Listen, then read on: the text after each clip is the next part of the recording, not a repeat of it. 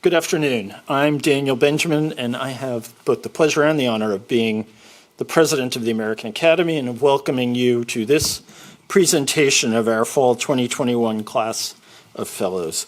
This is my fourth presentation, though my first one before live human beings, and therefore my most exciting and highly anticipated one. It was Aristotle who said man is by nature a social being, and while that in the past may have struck many of us as a platitude, I would wager that I am not alone in having felt deeply in the last 18 months that it is not a platitude at all, but a profound statement of truth.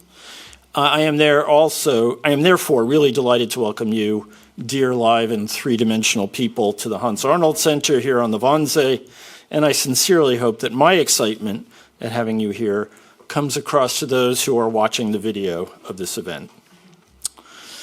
The presentation of the fellows is always a high point in our programming for each semester, and I want to thank in particular Nina von Maltzahn and the Carnegie Corporation of New York for making this possible.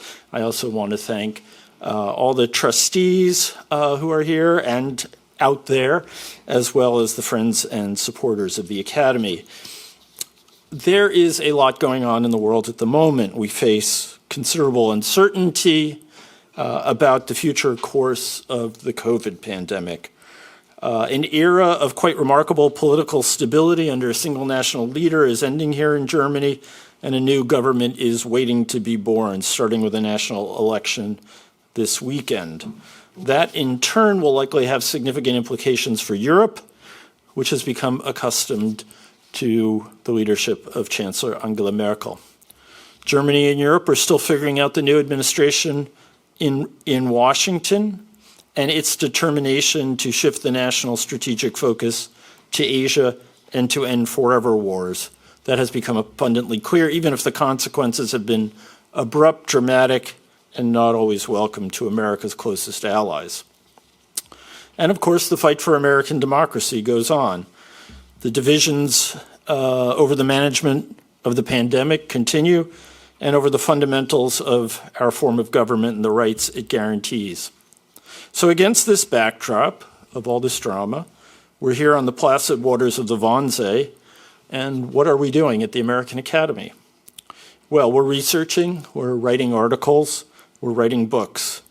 We're writing and talking about history and law and literature, art, religion, and many other subjects. We're writing novels or nonfiction about extraordinary individuals or global change.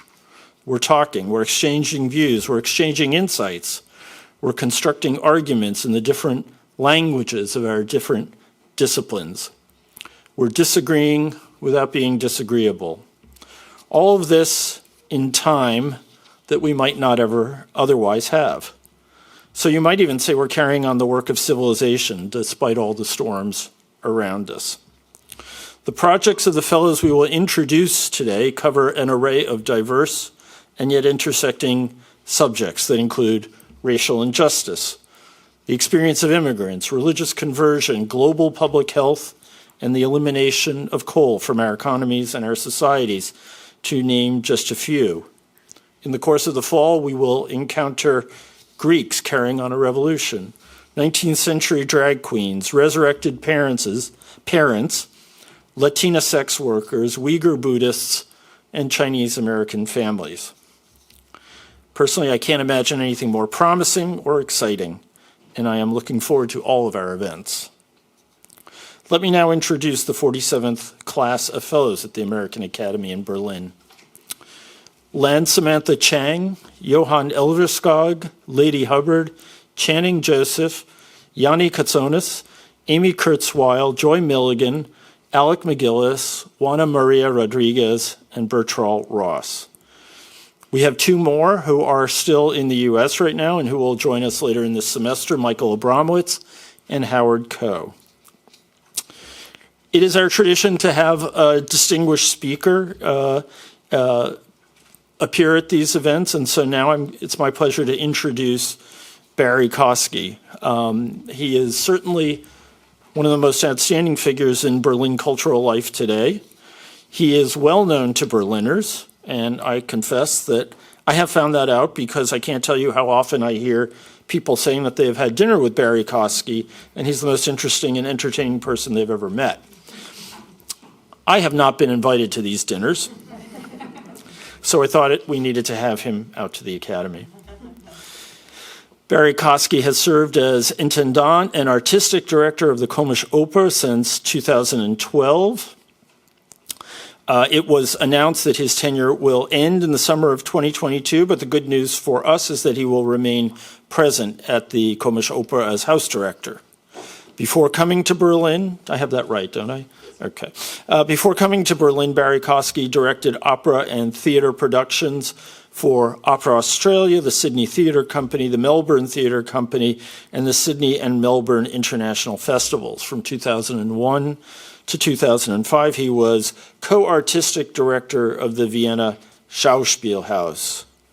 At the Komische Oper, he's had one stunning success after another, including Die Zauberflöte, La Grande Macabre, The Marriage of Figaro, Kiss Me Kate, an entire trilogy of Monteverdi, West Side Story, Fiddler on the Roof, Candide, La Bohème, and many others.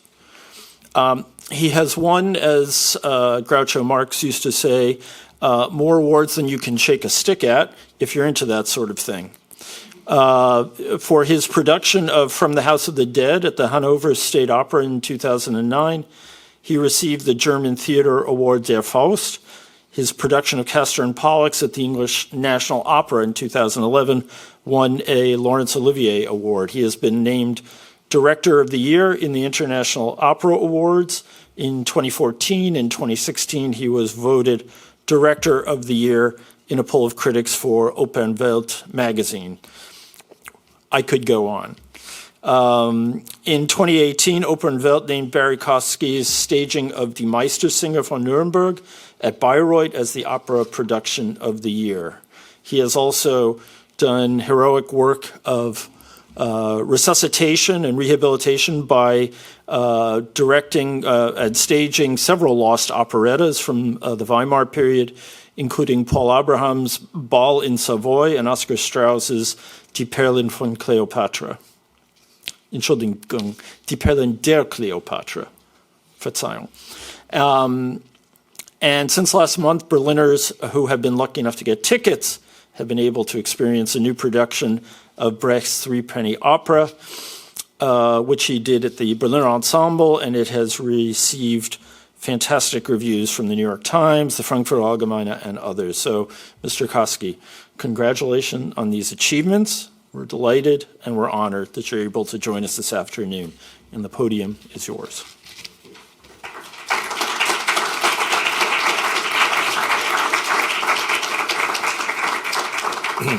Thank you very much. I find it a bit embarrassing to sit through that list because that's actually not why I'm here, but thank you very much. It's lovely to be here. I've been here often in the last 20 years here at the American Academy, and it's very nice to be back in these very unusual circumstances. But I think what the American Academy does here in Berlin and has done and continues to do is a great example of what should be done more often. And so I think it's very exciting to be here, and thank you for the invitation. I'm going to talk I've got 15 or so minutes, but I don't really want to talk about anything but Berlin, actually, because you've all arrived here in Berlin. I don't know your relationship with this city.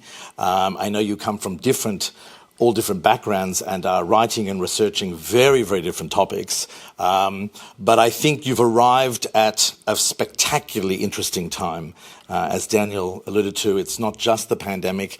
It's not just the election, which is next week, which will really change, we don't know good or bad, yet the landscape of the city and the country. And the city is going through an enormous internal dialogue with itself about what the identity of the city is and what Berlin's place within Germany is. And this has amazingly positive aspects and some spectacularly negative aspects, which I may just hint at very diplomatically.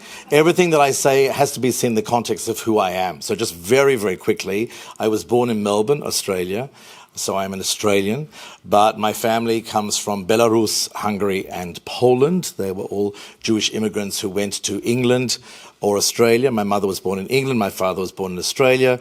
All my grandparents came from either a shtetl life in Belarus. They were absolute typical shtetl Jews from a small shtetl outside Vitebsk called Chachnik, and they came to Australia in about 1903 and started Australia's biggest fur trade, which then collapsed spectacularly in the 1980s when the anti-fur trade became very popular.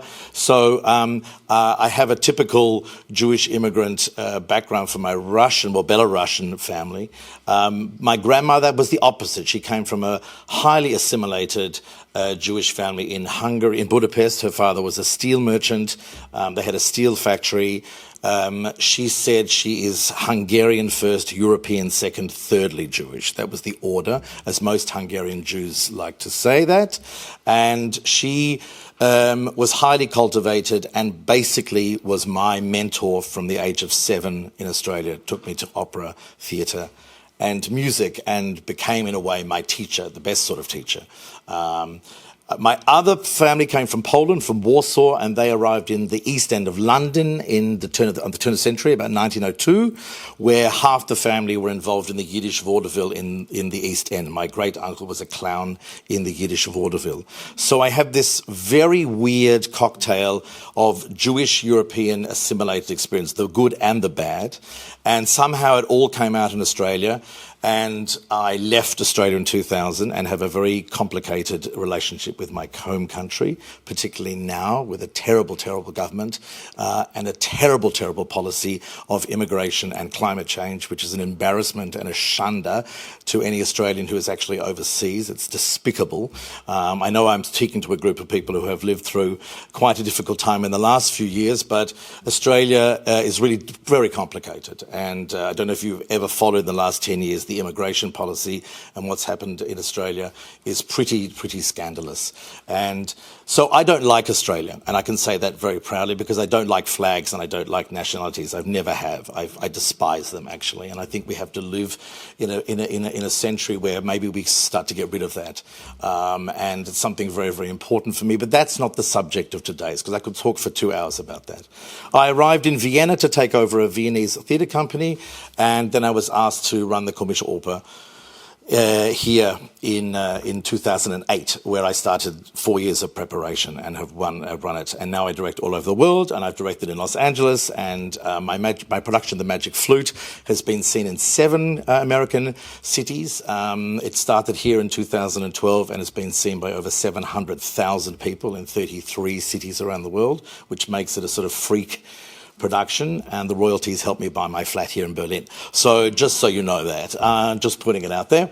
But I believe very much in this city. I adore this city. I came here when I was very lucky to come here when I was actually 15 in the early 80s with my father.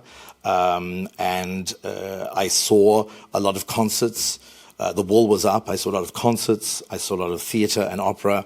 I saw Herbert von Karajan conducting with one stick coming on stage because he had a skiing accident. And that was certainly one of the most frightening things I've ever experienced, because the awe of this man and his connection with Berlin was quite devastating for so many years. But at that stage, I didn't know about his past. I just thought he was an amazing conductor. But I fell in love with this city instantly. I don't quite know what the 15-year-old Barrie felt about this city, but I liked it. And I came back regularly before the wall came down, so I was lucky to see this city, experience the city as a foreigner before the wall, to experience the grotesquerie of the situation, which I was very lucky to do, because now it's just an historical fact. You can go to a museum and see photos, but to actually have to go through Checkpoint Charlie and to see a performance, then come back before the curfew, was pretty extraordinary for a young Australian. And I'm very happy to have experienced that. But I always felt an attraction to this city. I didn't quite know why. And when I came here to run the opera, when I moved from Vienna, which was very easy because Vienna is not the easiest of cities, and even though it's the city where my grandmother went every month from Budapest to see the opera, and my other Polish grandmother was born there, I never liked it. The first impression of Vienna is wonderful. You walk there, it's the opposite of Berlin. The first impression of Berlin, I'm sure, is what the hell, what is this place? It's just this grey, and it's where's the centre, and I don't understand it, and the buildings look terrible, and where's this? I don't understand this city. But Berlin, you have to understand that that's the facade. Behind that facade is an extraordinary place, as I'm sure you realise. Vienna, everything is on the facade, and underneath you don't want to know underneath. It's a city that really does not grow on you, I find, and most people that I know flee it very quickly. Well, most Jews always fled Vienna and came to Berlin or left Vienna. But that's also another subject. But I came to Berlin, I've always loved it, and what is it about this city? And I thought that I think it's very few cities in the world that have certain qualities that Berlin has. The first one is that you are walking through a living museum. You are literally walking through the entire history of the city in every street you walk through. That is, you see the 19th century Berlin, what's left of it, beautiful streets, beautiful buildings. You see then the Weimar Republic Berlin, through the culture really, or the memory of the Weimar Republic. You then see the Nazi Berlin, not just in the buildings that are left from the time, but also the destruction of the city. 70% of the city was bombed. So you see every street that you go down and there's a new building, that's where the bomb fell. That's where the bomb fell. And the fact that so much of the city then lived through that and then had East Germany, then had the DDR, then the wall came up. So that's there. The entire East German history is there. Unfortunately, the 21st century Berlin has been left in the hands of the Berlin politicians and city planners, and that's also a disgrace. The buildings that have been built since the wall came down, Sony Center, I don't know if you've been to the Sony Center, this is a Schande also. But you see what's gone wrong there, and I just hope there's a break put on all of that. What makes the city spectacular is that it doesn't work. Berlin should never work as a city on face value. It must be a city of contradictions. It must be a city where there's a labyrinth of history and experience. It must be a memory city and a living city. And it must be a city that's available for students and artists because it has an amazing cultural landscape. So just to put in context for you, Berlin is just 3.7, 3.8, well, nearly 4 million people. The arts budget of Berlin is €500 million. The arts budget of the city. This is not the federal arts budget. That's €3 billion for the whole of Germany. The arts budget for the city is €500 million. That covers museums, galleries, concerts. This is unheard of in the rest of the world. You Americans are like me. We come here and we go, what? There are 7 symphony orchestras in a city of 4 million people, full symphony orchestras. There are 3 full repertoire opera houses, 3 metropolitan opera houses, or 3 American opera houses sizes in the city. I run one of them, the smallest one. It's the smallest one. We have a subsidy every year of €33 million. 87% of our budget comes from the city of Berlin. 87%. So that's not starting with the theatres and the museums and the galleries and the free scene and whatever. It's extraordinary. Every night, pre-pandemic, every night in Berlin, there were 40,000 seats available for cultural events in the city every night. 40,000 seats. It's unbelievable. Of course, the Berliners don't know how unbelievable it is, so I have to spend the last 15 years saying it's unbelievable, because Berliners, you'll hear this word, jammern. Yeah? This is Berliner jammern, complaining. So I always say, yes, I understand. I was telling Daniel before, regularly in my house, someone comes, Herr Koski, it's a Katastrophe. And I go, on a scale of living to dead, where does your Katastrophe appear? And it's usually a 0.5. But there's an incredible blindness to the privilege and luxury of the German cultural system within Germany and Berlin. And this, you'll experience this, because you will go like I go, oh my God, what is this? And it's all subsidized. And you can get in for €12 to the opera. And you can see the Berlin Philharmonic for €40 if you can get a ticket. So it's this, but what creates that is the government subsidy.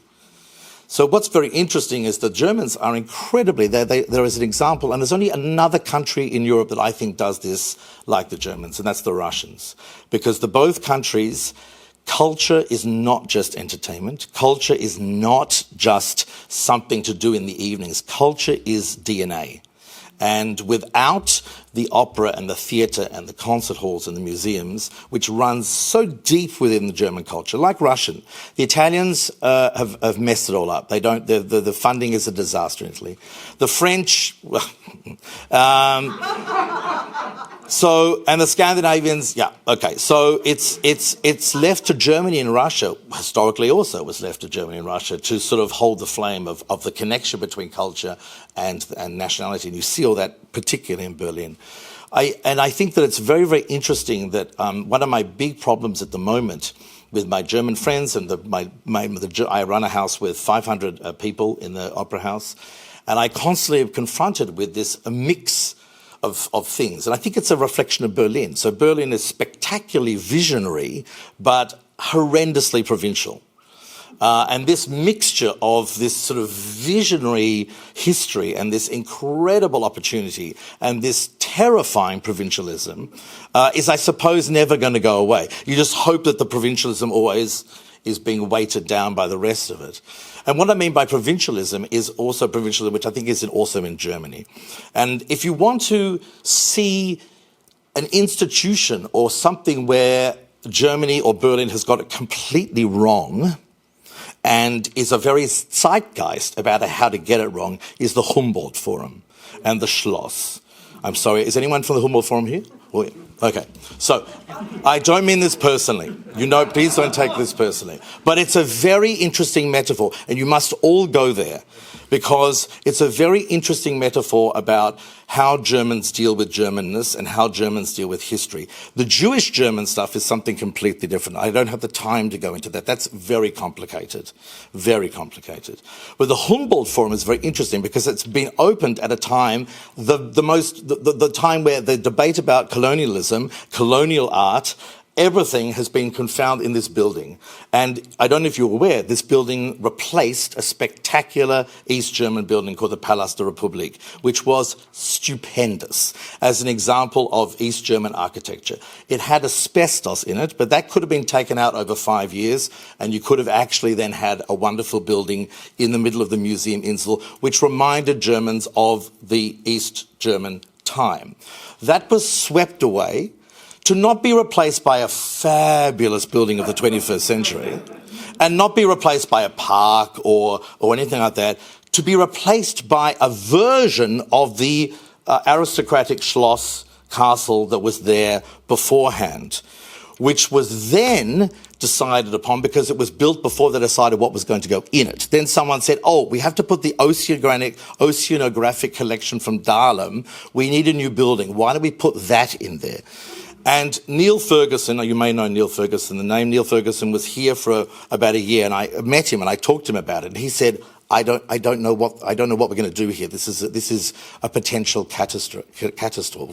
And of course it's opened, and you see the problem with it. It's the last nail in the coffin is that they decided they were going to rebuild the dome on the Schloss and put a crucifix on the top. Now, to put a crucifix at the top of a public building paid by the taxpayer in the 21st century in Berlin is everything about what is problematic is contained in that decision.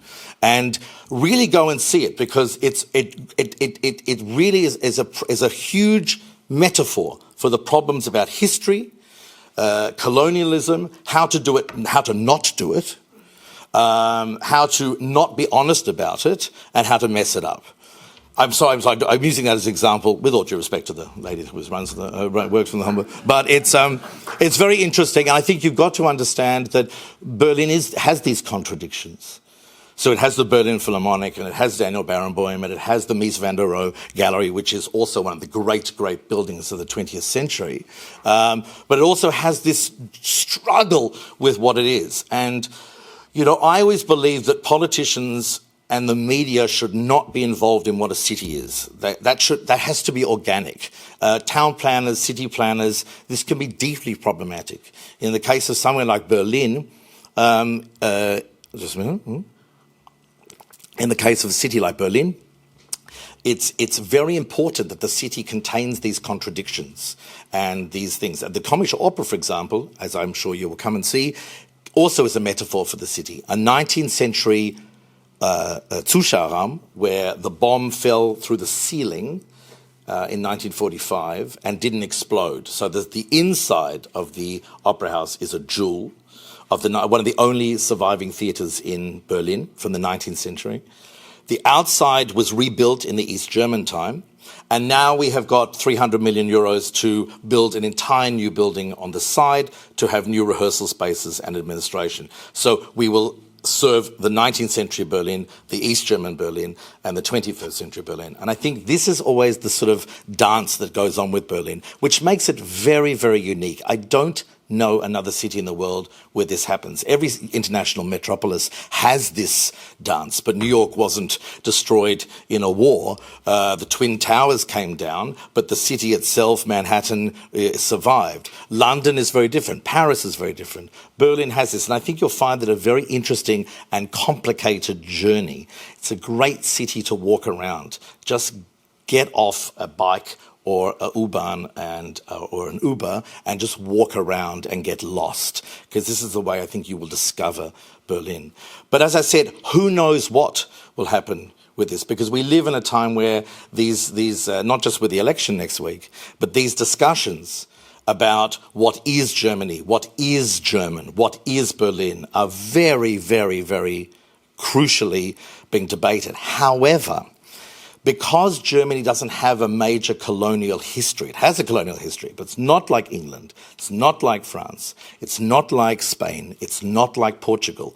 The discussion about the other, whether it's a Jew, whether it's a black man, or whether it's a Turk, is deeply problematic in this country. It is not articulated in any way, in a sophisticated way.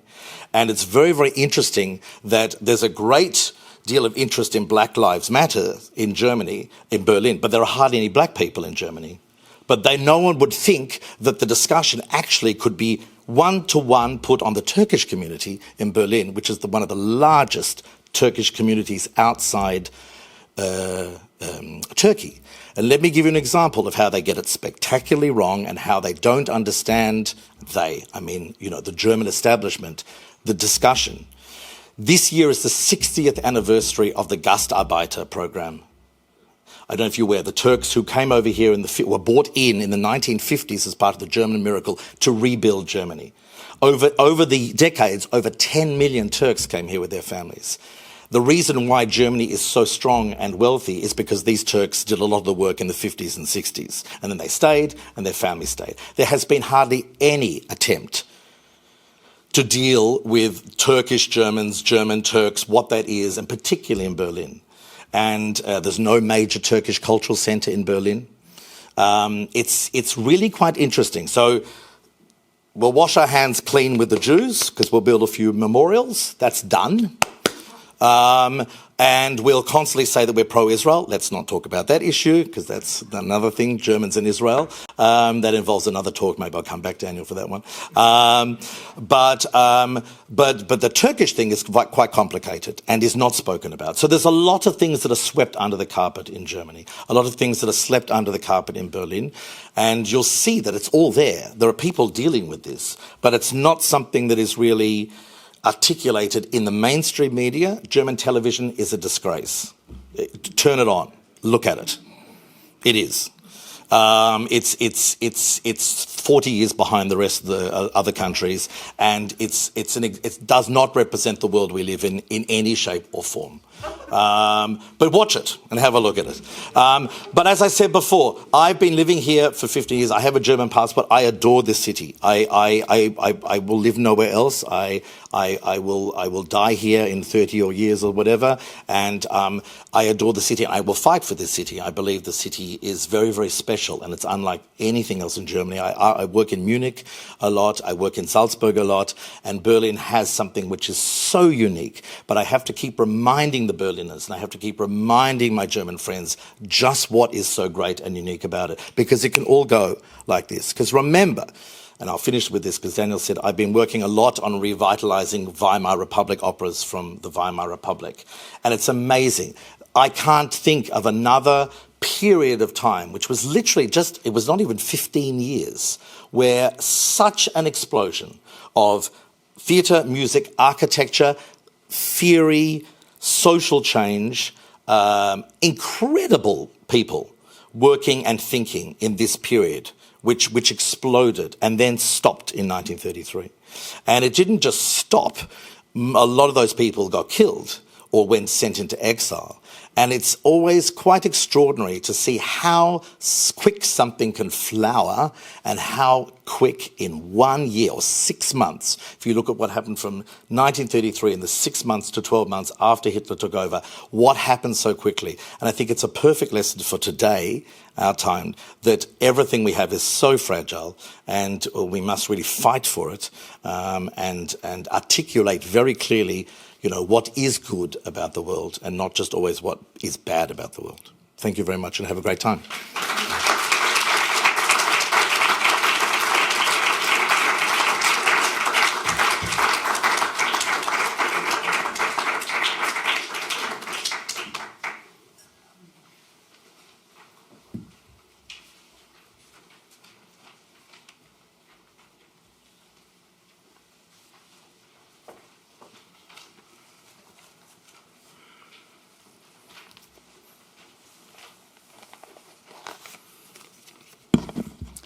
Tough act to follow.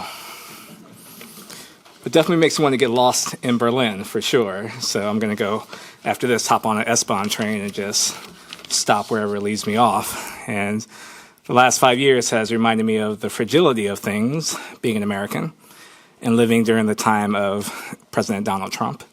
And so I can completely understand not taking things for granted.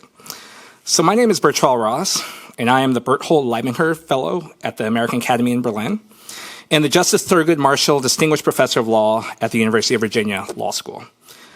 I'm a law and democracy scholar, and my professional life has unfortunately been far too busy and far too full of stress over the past 5 years. Now, one reason for this busyness and stress is that the multiracial democratic project in the United States is facing its greatest threat since its rebirth in the 1960s. The recent racialization and polarization of American politics has jeopardized the tremendous gains in turnout, office holding, and other forms of democratic participation by African Americans, Latinos, Asian Americans, and other minorities. And law has reemerged as a tool to suppress the vote of racial minorities, which will undoubtedly limit other forms of democratic participation in the future. The book I am writing during my fellowship at the American Academy returns us to the birth of the multiracial democratic project in the United States.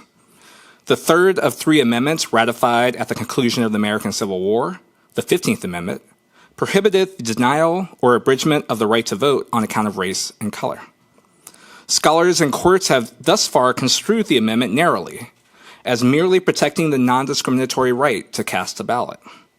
But in the book, I argue that the amendment requires much more. The Civil War was not only a war between slave and free states, it was also a contest over the meaning of republicanism. In the North, republicanism had evolved to mean something close to truly democratic self-government. But in the South, an aristocratic conception of republicanism prevailed, in which only the ruling class of slaveholders ruled. The North, in its more democratic form, conception of republicanism, won the war. And I argue that this more liberal conception of republicanism was constitutionalized in the 15th Amendment. As extended to racial minorities through the 15th Amendment, this democratic conception of republicanism requires more than the protection of the non-discriminatory right to vote. It also requires the full and complete integration of African Americans and other racial minorities into the self-governing process. I'm so excited about the opportunity to be here at the American Academy. It's provided me with this opportunity to pursue this important book project in this wonderful setting, and with such amazing fellows I've already enjoyed spending time with. I thank you for being here, and I look forward to the rest of the presentations.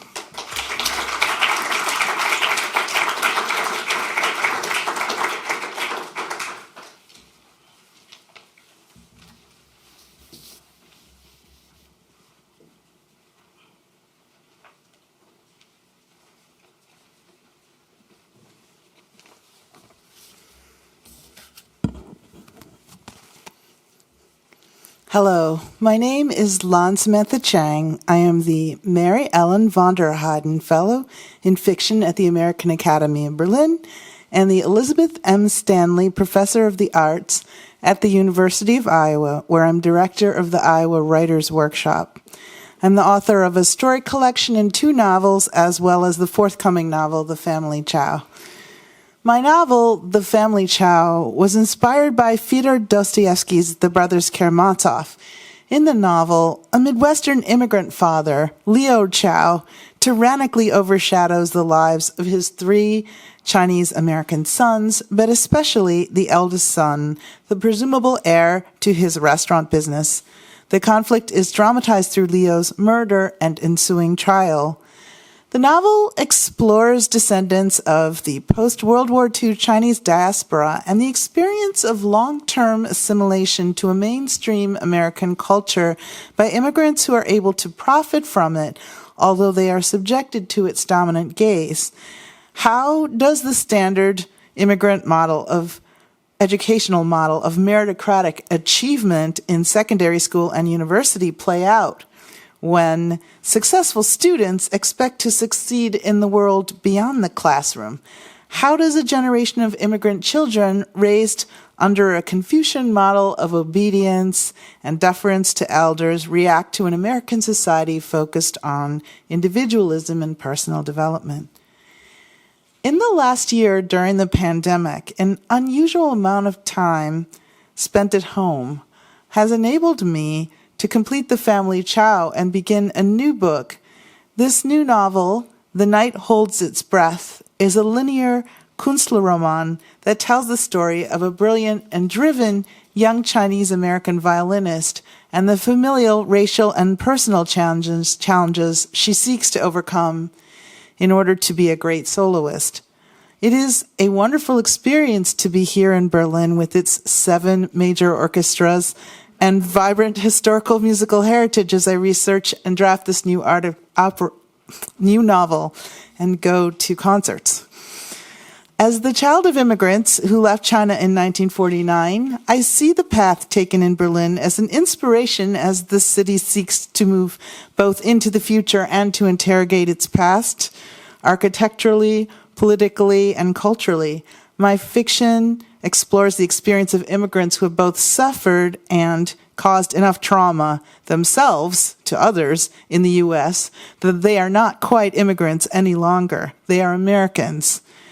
In Berlin, I hope to deepen my understanding of this cultural evolution, which will make it possible for me to complete my work with an original and renewed vision of the gains and losses of assimilation, as well as the impact of immigrant stories upon the societies they live in. And I'm really having a great time and looking forward to continuing this semester. It's a pleasure to be able to tell you about my project, and I look forward to hearing about everyone else's. Thank you.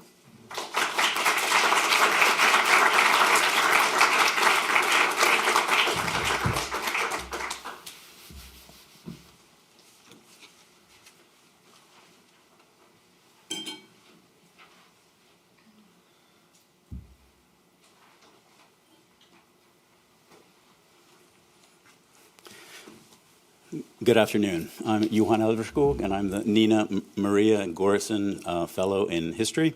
And in my real life, I'm the Dedman Family Distinguished Professor at Southern Methodist University in Dallas, Texas.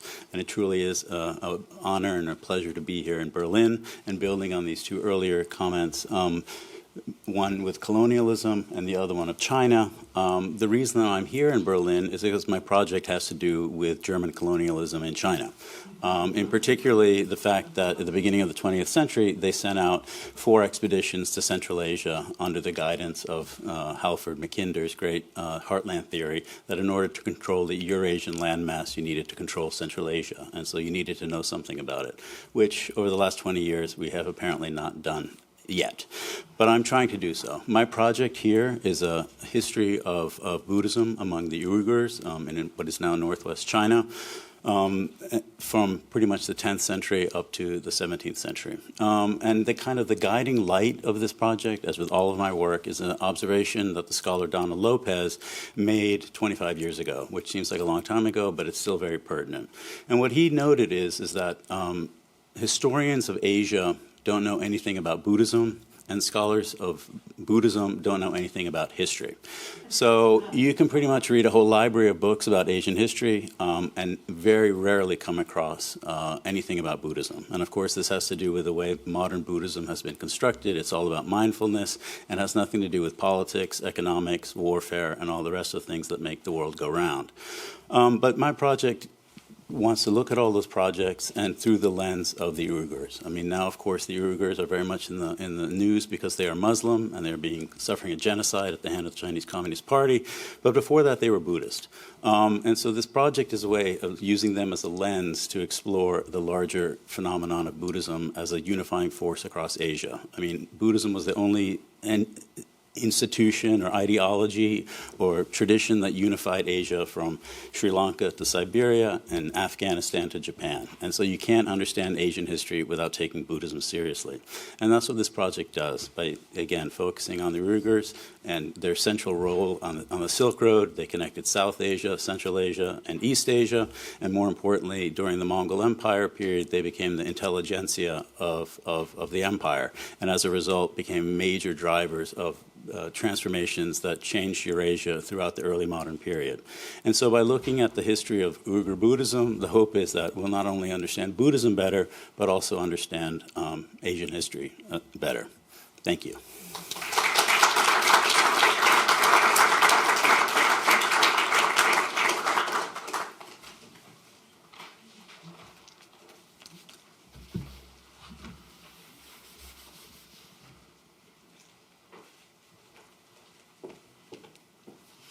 Hello, my name is Juana Maria Rodriguez, and I write about sex and sexual culture at the intersection of race and public life.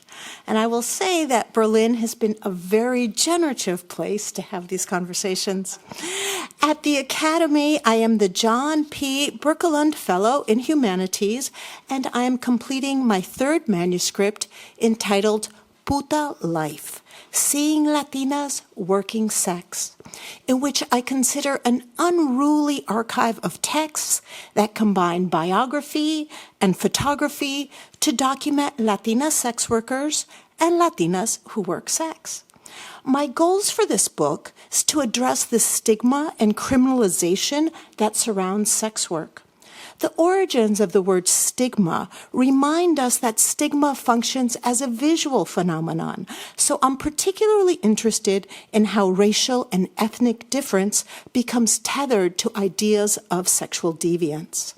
The archive for that book, now almost complete, includes criminal photography from 19th century Mexico, the memoir of a Puerto Rican porn star, the legendary Vanessa del Rio. She was quite famous in Germany.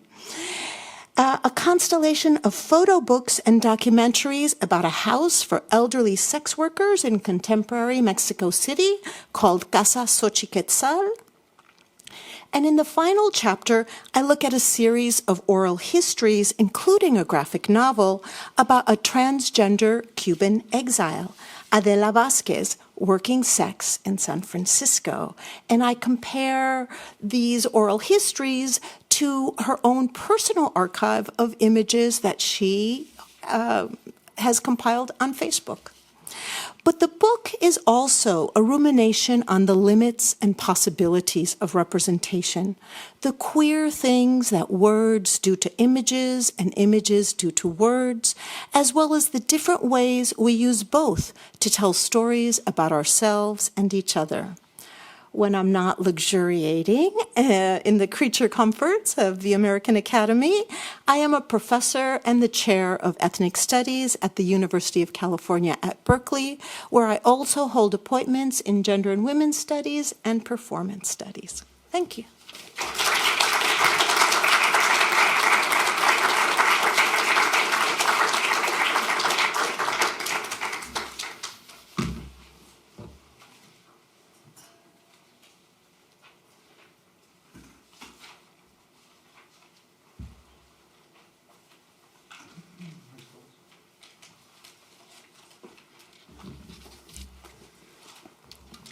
Good afternoon. I'm Yanni Koutsonis. I'm the Gerhard Casper Fellow at the American Academy.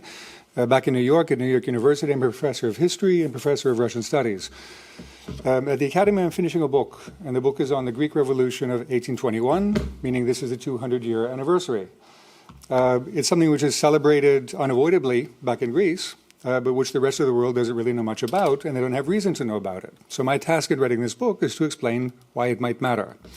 And I have two propositions, which I'm going to lay out very briefly here.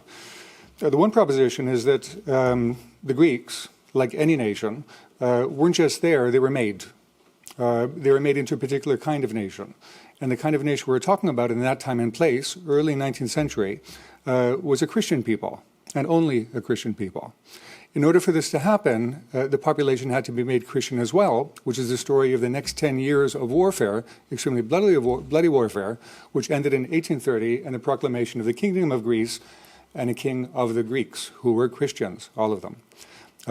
Part of the story, in other words, is a demographic revolution which made a certain kind of nation-state and then became the model for nation-states across the Balkans, parts of Europe, and parts of the world. That's the first part. The second part is that when the European powers agreed that this state should come into being, Greece, which is situated more or less where it is today, but with some expansions, they agreed also to the demographic change, that they would become a European kingdom, and therefore, with a European population, meaning Christians. And from that point onward into the present day, that has become the border of Southeast Europe. Europe, in other words, ended at the Aegean Sea. Asia began in what is today Turkey. It's a border that we still patrol today. Look only at the migrant crisis of 2015, which was a conversation not simply about populations coming in, but in particular Muslim populations. I thank the Academy, and I wish you a good afternoon.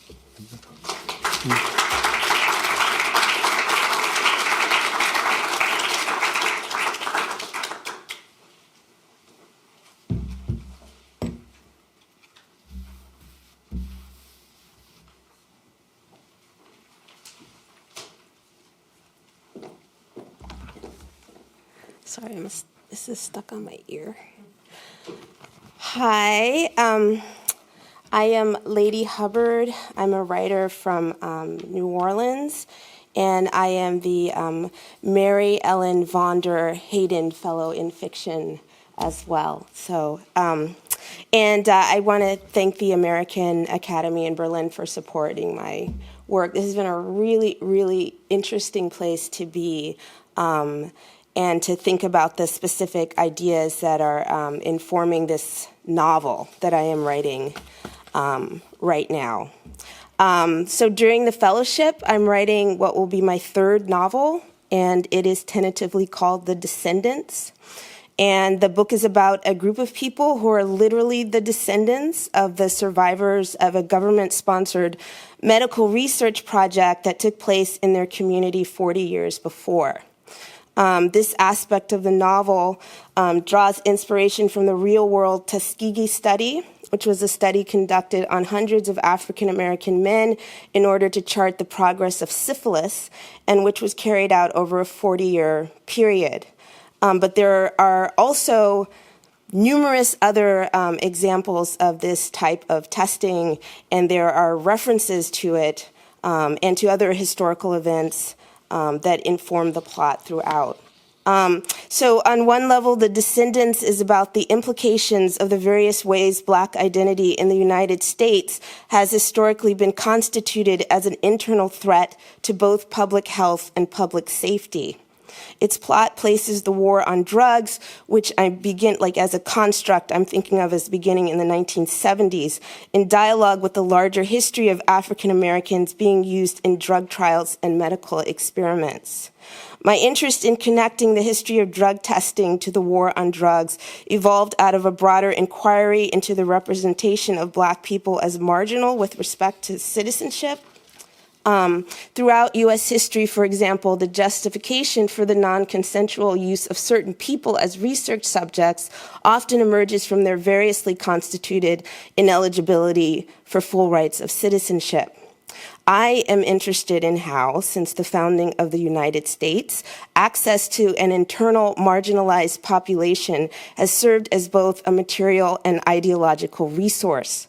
With respect to the idea of citizenship itself, I'm interested in how categories of race, class, and gender function as a series of theoretical borders. What I really mean is like a frame. It's like an outline frame, becoming the means by which the fully incorporated citizen realizes its own identity and achieves a form of negative embodiment through contrast and the increasing refinement of what it is not black, not woman, etc. I'm also interested in parallels between the anxiety over the integrity of the external borders of the nation and the internal segregation through which the marginalization of certain populations has been physically enacted in the U.S. as a form of quarantining. And I'm referring to such practices as Jim Crow laws, redlining, and the streamlining of certain communities into the prison system. So all of that is one way of that I think about what I'm trying to do with this book.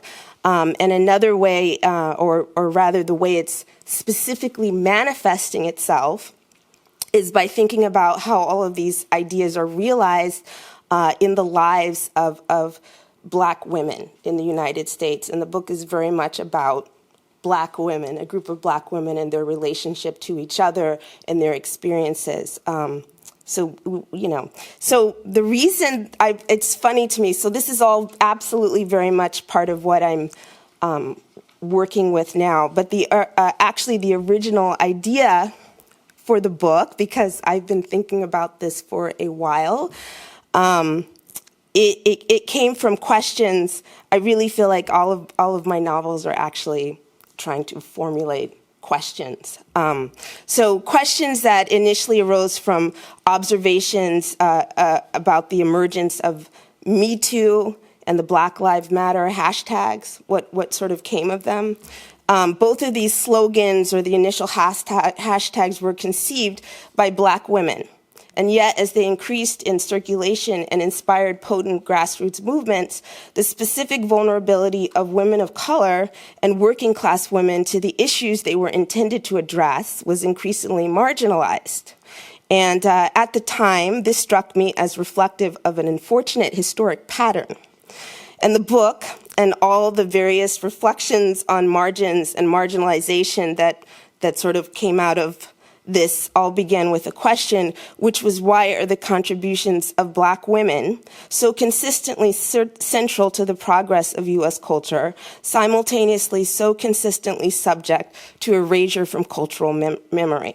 Okay, so throughout the novel, it's the fixity of both literal and conceptual borders that is being contrasted with the mobility and invisibility of marginalized women who nevertheless traverse them constantly in various ways. So, thank you.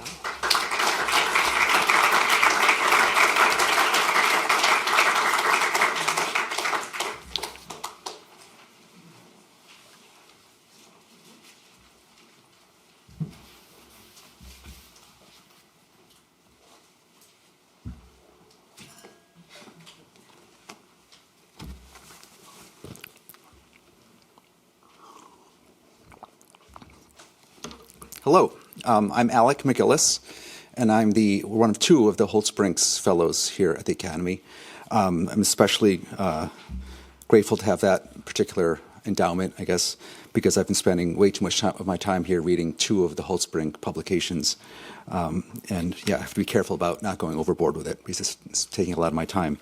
I'm a reporter at ProPublica, which is an investigative journalism nonprofit that you may have heard of. It's been around for about a dozen years now in the U.S. My main areas of coverage the last 10, 15 years or so have been national politics, gun violence, and also last year the effect of the school closures on kids in America. Though my main issue these last few years has been regional inequality. My main concern, regional inequality, the growing gaps between places in America. And I wrote a book about this that came out just last year, this past year, called Fulfillment. You can find it here in the German stores under the title Ausgeliefert. Little plug. I am here looking at the issue of regional inequality from another, through another frame, namely the exit from coal and the effect it's going to have on politics here in Germany and the U.S. I've been fascinated with the coal industry since I was in a coal mine. Back about 15 years ago, I was in a coal mine in Illinois and found it one of the most fascinating and really kind of memorable experiences in my life. And have spent a lot of time in coal country since then, in West Virginia and other parts of the U.S., and have really been constantly struck by the disconnect between coal country and the places that rely on it, the big cities in America that rely on energy from coal country, but are increasingly sort of politically disconnected from it. This disconnect is at risk of getting worse now with our actual attempt to exit from coal around the world. We know that we have to get out of coal to save the world, but we also know that this exit is going to have a tremendous effect on certain parts of our countries that produce the coal, and parts of the places that have an incredible amount of meaning and livelihood and purpose, not just incomes, but purpose invested in the work that they do. The sort of fallout that we fear has already been somewhat, on display around in both Germany and America. West Virginia, a favorite stat of mine, West Virginia, which was in 1988 one of only 9 states that voted for Mike Dukakis in 1988. West Virginia was one of those 9, incredibly. If you now look at the fact that last year West Virginia was one of just 2 states, one of the second strongest state for Donald Trump after Wyoming, which is also a coal state. And then, of course, in Germany, the German coal region of Lusatia, Lausitz, is now pretty much the strongest region in the country for the AfD, which is not due entirely to coal, exclusively to coal, but is certainly a major factor in that political trend there. So I'm here to look at how Germany is dealing with the coal exit. My initial sense is that they are putting vastly more thought and planning and just consideration and also investment into how you're going to get out of coal without doing too much damage to the regions that depend on it so much.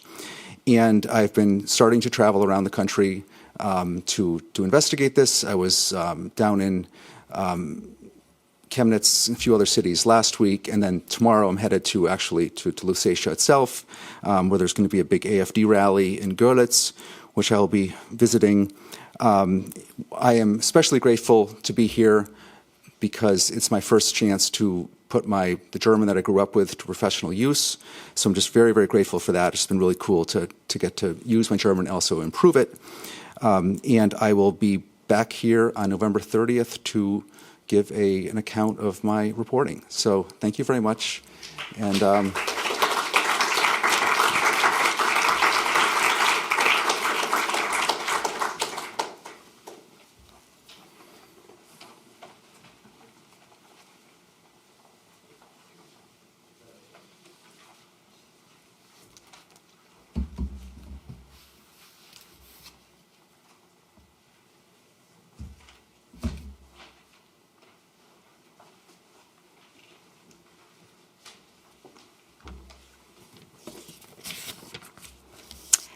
Good afternoon, everyone.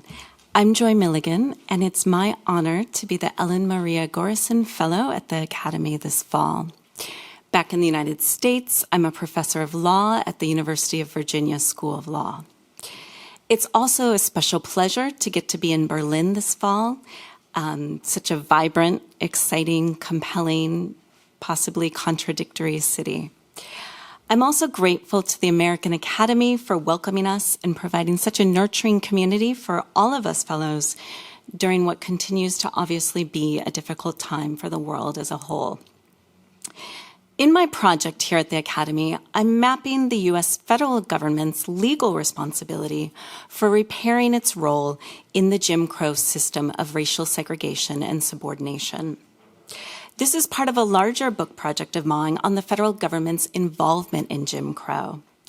In it, I draw on the historical archives of the federal government itself to expose the decisions and legal reasoning of national officials who chose to augment and reinforce racial segregation in federally supported programs during the 20th century. This is a part of the federal role in civil rights that has largely been erased from our historical civil rights memory, in which the federal government often, as opposed to states and localities, appears as a white knight of sorts, appearing as the intervener on behalf of civil rights forces, on behalf of civil rights litigants. And what has been lost, of course, is the long-term role of the federal government in fact, creating and augmenting systems of racial subordination. I came to this research after initially working as a civil rights lawyer at the nation's oldest civil rights firm, the NAACP Legal Defense and Educational Fund. The NAACP-LDF is, of course, as you know, the organization that litigated Brown v. Board of Education. Brown ended, again, as you know, what we call de jure or formal legal racial segregation in the United States.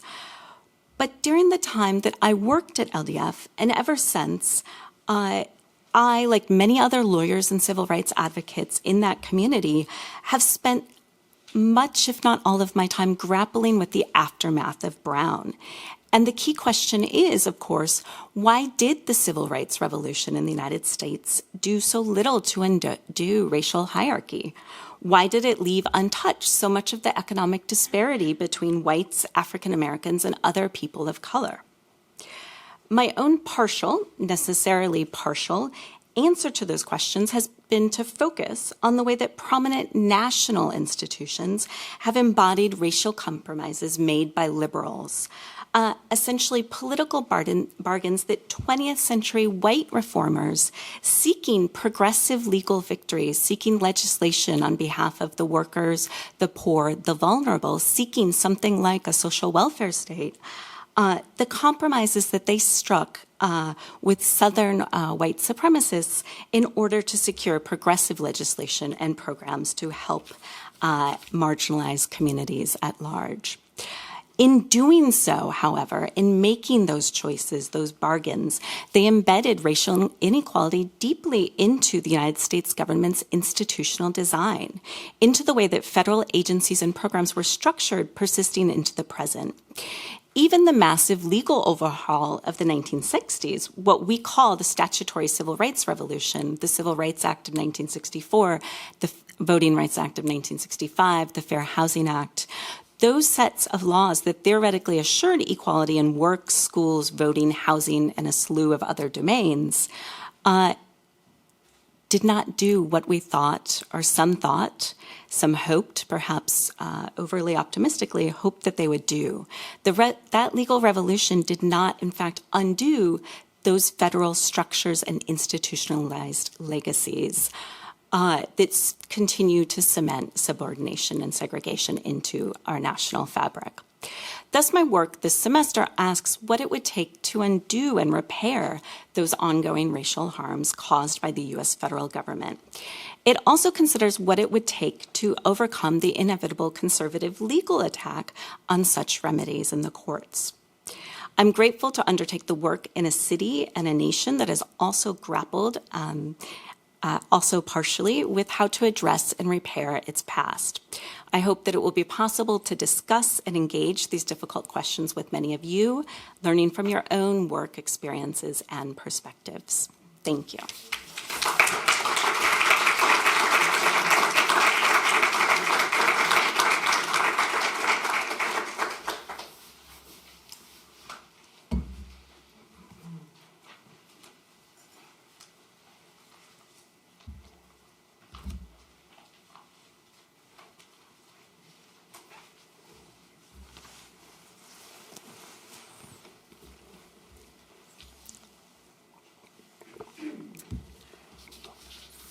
My name is Channing Joseph. It's my great honor to be the Holtzbrinck Fellow here at the American Academy in Berlin. I'm a longtime journalist for publications ranging from the New York Times to The Guardian to The Nation, and my work focuses on race and social justice.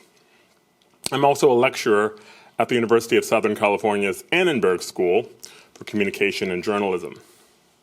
For my project at the American Academy this fall, I'm working on a book that seeks to unearth a forgotten part of American history, the history of queer Americans, particularly formerly enslaved queer Americans, and the lingering impact of their contributions on American culture and politics.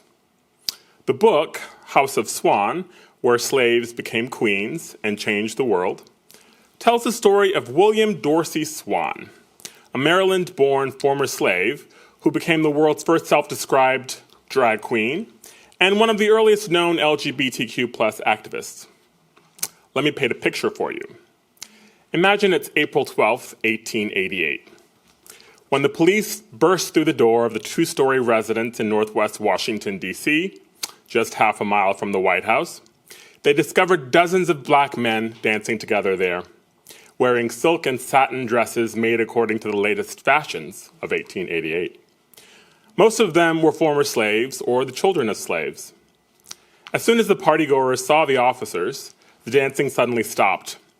Instead, the attendees looked on in shock for a brief moment before scurrying to make their getaway. Many of them, the newspapers later reported, struggled to strip off their garments, their ribbons, and their wigs of long, wavy hair. Others raced immediately to the back doors or leapt out of second-floor windows and onto the roofs of nearby buildings. The sound of shattering glass awakened the neighbors as one unfortunate guest crashed through a skylight. William Dorsey Swan, the self-proclaimed queen of the gathering, had no intention of running away. It was his birthday celebration. And according to the Washington Post, he was arrayed in a gorgeous dress of cream-colored satin. Unlike the others, he ran frantically toward the officers in a vain attempt to keep them from entering the room. The Queen stood in an attitude of royal defiance, the National Republican newspaper noted on its front page. Bursting with rage as he stared down the invaders, Swan told them haughtily, "You is no gentleman." A brawl ensued, and his handsome dress was torn to shreds. Half naked, he was then taken to jail and charged with the crime of being a suspicious character. It is safe to assert, one commentator wrote after the raid, that the number living as do those who were taken into custody last night must be exceedingly small. In 2021, it is easy to forget that in the late 19th century, hardly anyone had ever laid eyes on men in dresses. That is why, the Post observed, there was considerable excitement on the streets, and a crowd of about 400 people followed the prisoners to the station house. Drag queens were more than a novelty in the 1880s. They were a shock to the system. The surprise raid of April 12, 1888 was neither the first nor the last time that William Dorsey Swan was carried away in the police wagon for organizing drag balls in private homes in the nation's capital, in the United States capital. But his decision to fight that night, rather than to submit passively to arrest, marks one of the earliest known instances of violent resistance in the name of what we now understand as LGBTQ+ rights. Beginning as early as 1882, Swan was the first person to dub himself a queen of drag, the first to create an organization for queer liberation, and the first to urge members of his queer community to fight for their rightful place in the country that they and their ancestors helped to build. In addition, in 1896, Swan became the first and only known activist to seek a presidential pardon after being arrested and convicted for holding a drag event. My residency here at the American Academy is significant for my work because some of the earliest known LGBTQ+ activists were Germans.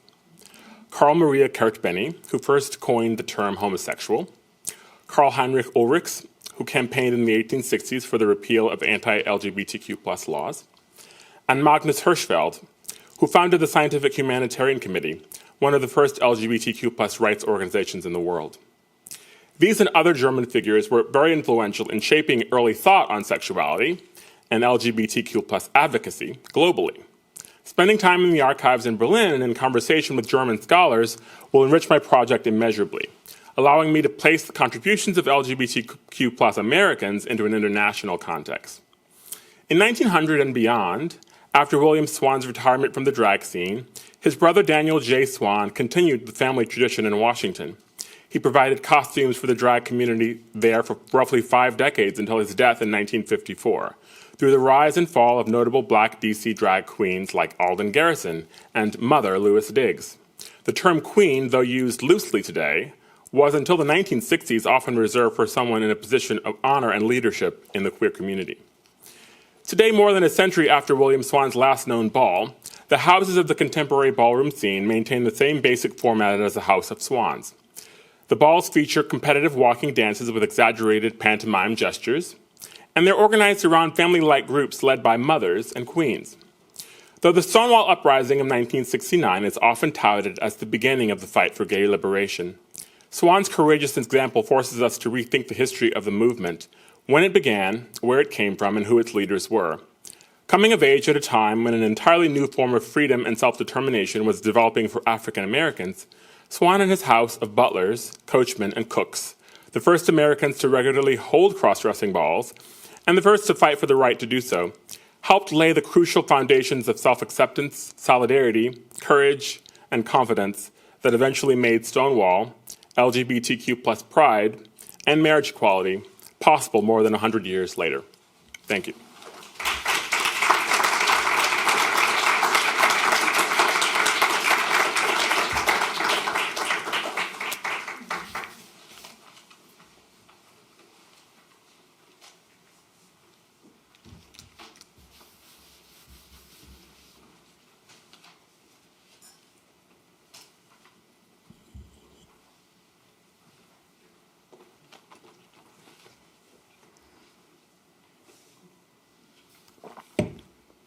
Hello.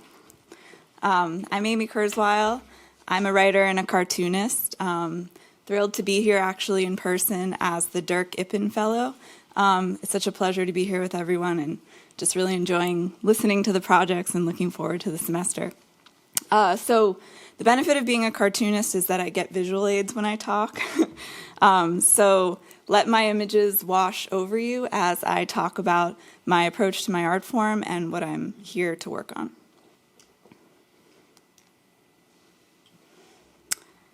My approach to comics comes from a writer's perspective. I was trained as a writer, and I came to drawing on my own because I had an expressive need. I began working on my first book, Flying Couch, as an undergraduate. This first memoir tells the story of 3 generations of women in my family. There's me, the artist, my mother, a psychologist, and my grandmother, a Holocaust survivor who left Warsaw, Poland in 1939 and survived on her own. Parts of my grandmother's story and my inheritance of that story felt inexpressible in words. I discovered that drawing, because the practice is connected to the body, its gestures and involuntary expressions, connected deeply to my emotional life.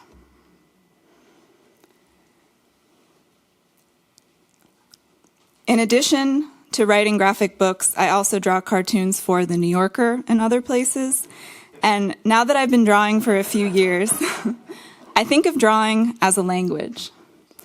And I think about comics as a sort of literary symphony that braids these different languages together in sophisticated ways. Comics mirror the way my brain preserves experience, fragments of images and snippets of words. This expressive potential of drawing and the dynamic architecture of the form is why I came to this storytelling practice and why I'm so in love with it.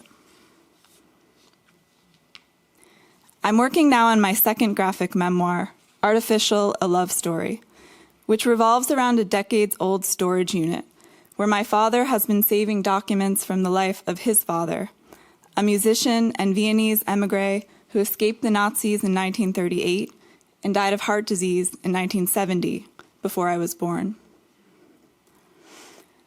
My father is a technologist and inventor who's known for writing prolifically about the future of technology. One of his prophetic dreams is that AI will help us raise the dead, and the salvaged documents from my grandfather have, in fact, been married with artificial language technology to facilitate the building of a chatbot. I have spoken to this chatbot, And the conversation evoked all the stilted, uncanny, longing, sadness, revelation, and confusion that you might expect such an experience to inspire. My book asks, what is the nature of our access to the past? How has it changed as technology has matured? What would it be like to create a virtual person from their remnants? What is a person, anyway? Can I really know my grandfather through artificial means? And can I save the people I love through obsessive documentation? The inquiries of my father's project and of my book's investigation bloom into ever greater and older philosophical debates. My goal is not to answer them, but to ground these questions in the intimate details of a human life. Thank you.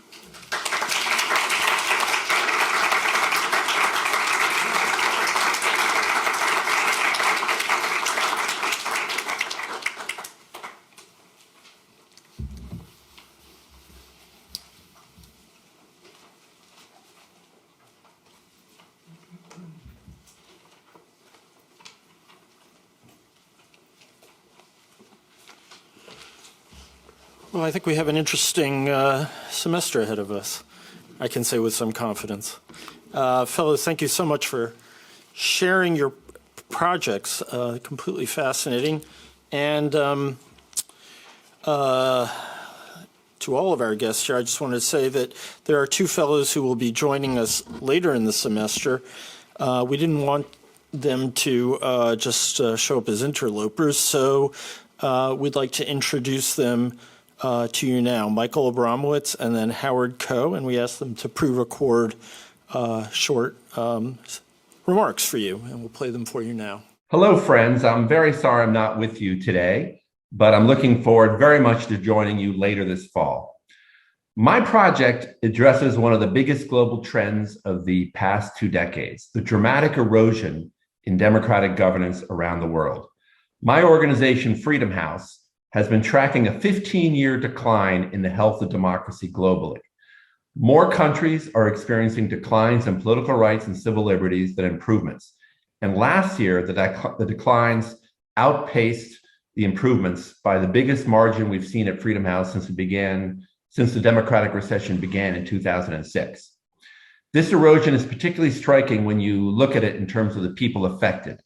The vast majority of people on Earth, roughly 3 in 4, live in countries where freedom is declining. Less than 20% of all people live in what Freedom House considers a free country, which is the lowest proportion that we've seen since 1995. And what's particularly concerning is that the erosion is happening not just in the places where you think it might be happening, places like China or Russia, but also in states that were once considered strong democracies, Hungary and Poland, India, even the United States. Now, there are no shortage of projects or articles or books that seek to explain this erosion. Among the factors that have been cited are rising populism, globalization, declining trust in elites and institutions, the revolution in the information ecosystem, and the active promotion of authoritarianism by countries like China. My project is going to look at a different issue, which is what to do about the problem. For all the distress about the decline in democracy, the discussion has barely begun on what to do about it. And that discussion has been barely coordinated among the leading democracies in the world. President Biden has announced plans to hold a summit for democracy in December, but he has offered few details about the agenda and the invitation list.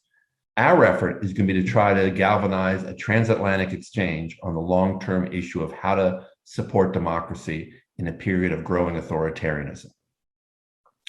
So Freedom House will be teaming up with the American Academy to hold a high-level conference when I'm in Berlin in December. Democracy is a historical bind that ties together, is a historical tie, that binds together the United States and Europe. And while there are internal challenges on both sides of the Atlantic, the need for collective voice and action has never been greater. At Freedom House, we developed a U.S. strategy to support democracy and counter-authoritarianism in partnership with the McCain Institute and CSAS. And now we hope to take the discussion transatlantic, so to speak. And our task will be to try to work together to see how established democracies can develop shared strategies to advance the cause of democracy. I expect during the conference, we'll analyze the Biden administration's approach to democracy support and the approach by European countries, and to also look at what are the most effective tools for combating the erosion of democracy. And I expect we'll be looking at issues like how to protect elections from digital manipulation, fighting corruption, and defending human rights activists. In the end, we hope to come up with a shared transatlantic agenda for the defense and support of democracy. I look forward to seeing you all in several months. Thank you.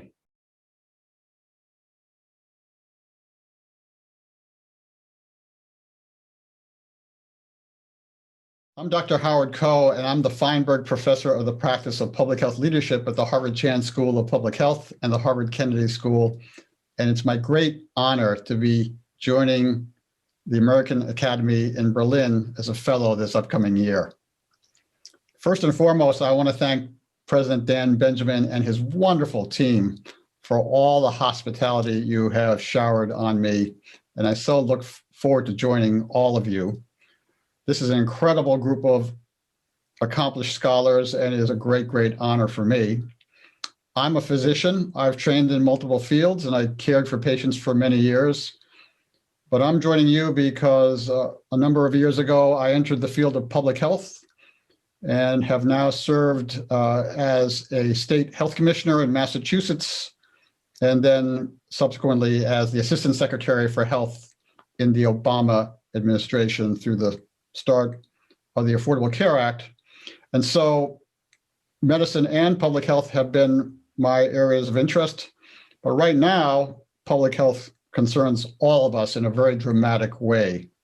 We all know that the world is engulfed in a pandemic of historic proportions. It's infected over 200 million. It's killed over 4 million, very tragically. It's ravaged communities everywhere. And the devastation that we all are familiar with now has raised some very fundamental questions about health and the status of public health, not just in the US, but indeed worldwide. Every country has had to struggle to ramp up its public health response to COVID.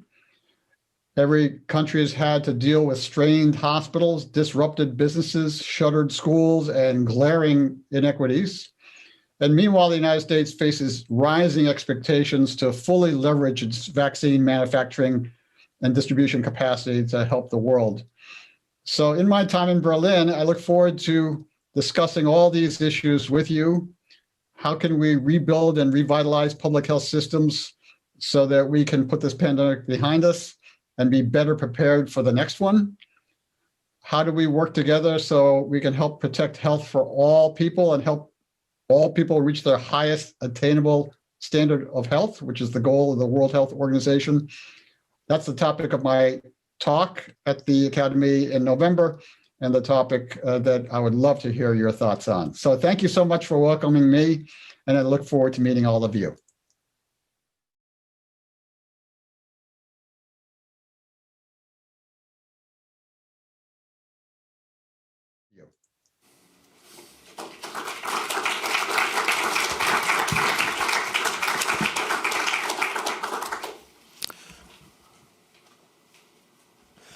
Okay, well, that concludes our short presentations by the fellows. As you know, they will all be making more elaborate presentations in the course of the semester, and I warmly invite you to keep track of those, to watch our website, to either visit us in person or to tune in on the web to watch these events, which I think promise to be absolutely fascinating. We are at the very end of our presentation. Although he has had to leave early, I want to again thank Barrie Koski for giving us a good piece of his mind, I think. And there will always be a welcoming podium under this roof for people who want to speak candidly. And Barrie certainly qualified for that, and it was really fascinating. And I have to echo his love and wonderment at the city of Berlin. So again, please do keep track either through the printed program or on our website for events. We very much hope that you will join us again, and thank you for joining us to welcome these extraordinary new fellows at the American Academy in Berlin. Bye-bye.